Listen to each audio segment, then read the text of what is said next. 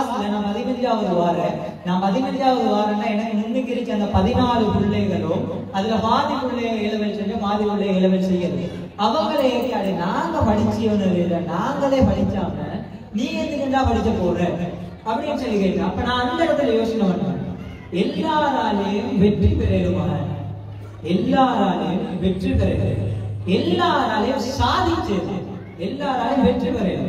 நீங்களே ஒரு விஷயம் உங்களால முடியுமான வரை நீங்கள் ஒன்று செய்து உங்களால முடியுமான விஷயங்கள் அத்தனையும் செஞ்சு நீங்க வளமையா ஒரு புள்ள படிச்சுட்டோம், வளமையா எக்ஸாம்ல பாஸ் ஆகிட்டோம், வளமையா ஓட முடிச்சுட்டு போறோம், 9 அடிக்கணும், 3 அடிக்கணும், மெடிசின் போடணும், அந்த புள்ள வெற்றி வேணும். அந்த பிள்ளையோட வெற்றி, அந்த பிள்ளையோட வெற்றி.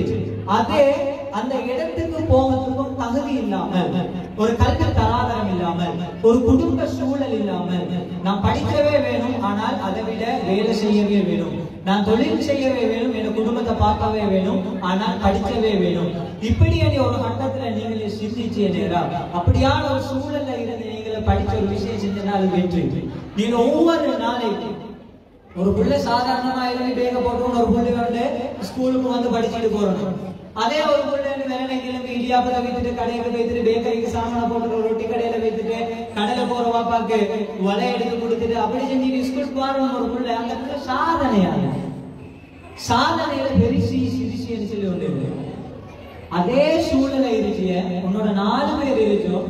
நான் ஒரு 25 மார்க்ஸ் தான் நான் மெட்ஸ்ல எடுக்கின்றால் அந்த 25 மார்க்ஸ நான் எப்ப 30, 35க்கு நான் போனாலும் அப்ப நீங்க சாதனையாக நீங்கள் சாதிக்கிறதுக்கு நினைவு, வெற்றி அடையதை நீங்க நினைச்ச வேண்டும்.